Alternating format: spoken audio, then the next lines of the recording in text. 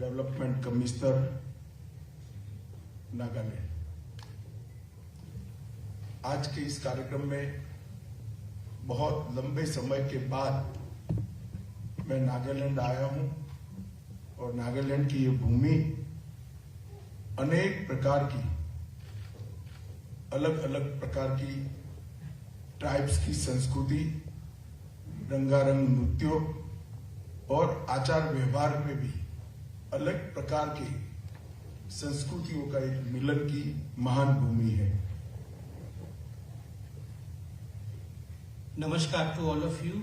I take this opportunity to extend my greetings to the Honorable Chief Minister of Nagaland, Sri Nephew Rioji, as well as to DCM, Sri Y. Petanji, and to the Health Minister of Nagaland, as well as Mr. A.S. Bhatia, the Development Commissioner. It's after a long time that I have come to Nagaland, and I'm overwhelmed by the richness of this great land. It's a mixture of great cultures, tribes, and dances.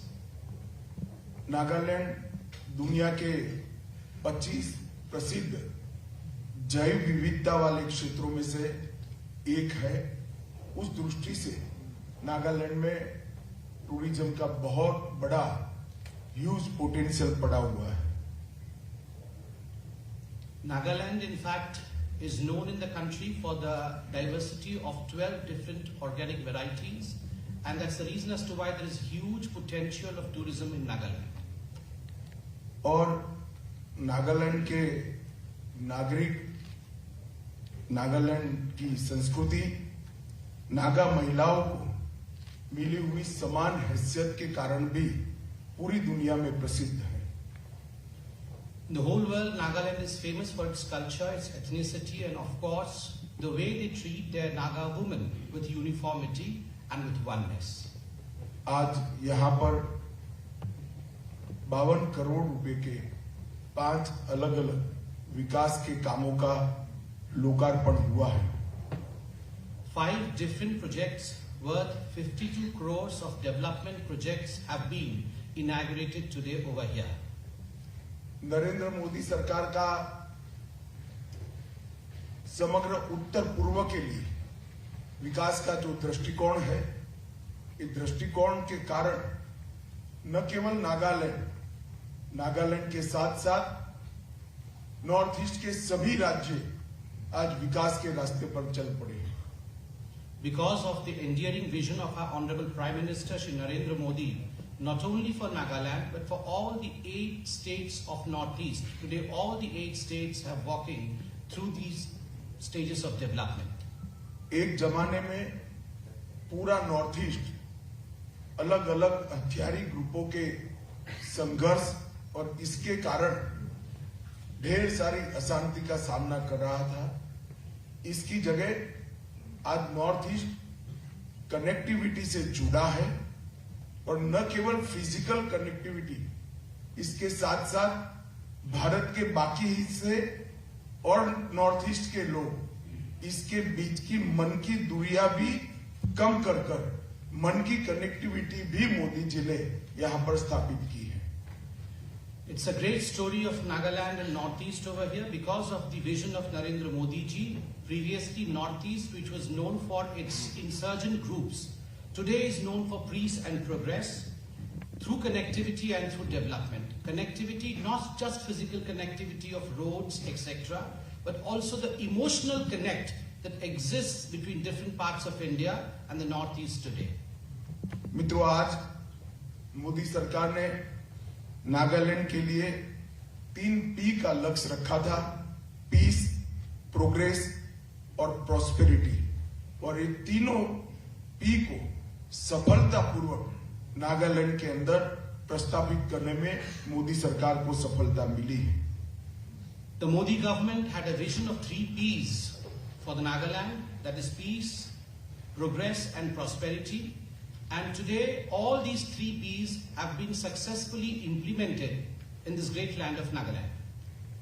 और मोदी जी ने स्वयं north east को भारत का main stream प्रदेश बनाने के लिए, क्षेत्र बनाने के लिए ढेर सारे इनिशिएटिव लिए हैं। जैसे हर 15 दिन में किसी न किसी केंद्र सरकार के मंत्री का उत्तर पूर्व का दौरा, मोदी जी स्वयं ये 8.5 साल में 51 से ज्यादा बार नॉर्थ ईस्ट के अलग अलग राज्यों में आए हैं और इंफ्रास्ट्रक्चर के अचूबा लगाने वाले बड़े बड़े काम नॉर्थ ईस्ट को देकर मोदी जी ने नॉर्थ ईस्ट को भारत के मेन स्ट्रीम के साथ जोड़ने का बहुत सफल प्रयास भी किया है और परिणाम भी प्राप्त किया है।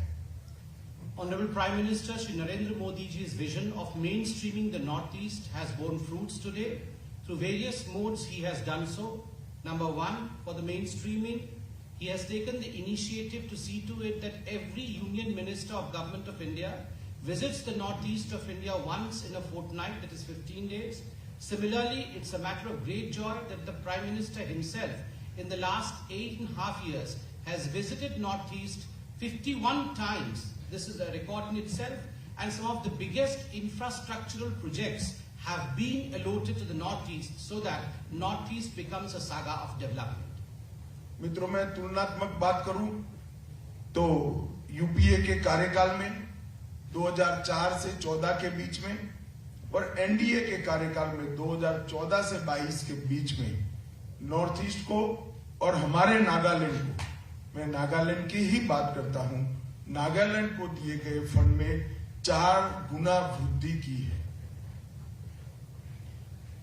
If we talk about the two time areas of polity, that is the UPA time era of 2004 to 2014 and the NDA time era of 2014 to the present time of 2023, there has been 4 times increase in the fund allocation for Nagaland's development. 15वें वित्त आयोग ने नागालैंड को 2022-23 में 4,773 करोड़ रुपया 4,773 करोड़ रुपया दिया है, जबकि 2009-10 में सिर्फ 1,283 करोड़ रुपया दिया गया था। The 15th Finance Commission has in fact allocated a humongous amount of 4,773 crore for Nagaland, while way back in 2009 we had only 1,283 crores allocated for Nagaland. और इसके अलावे 2021-22 में राज्य को 219 करोड़ रुपए की विशेष सहायता अनुदान के रूप में भी दी गई है। A special package of 19 crore had been allotted for 219 crore. 200. Sorry. A special package of 219 crore had been allocated for Nagaland in the year 2021-22.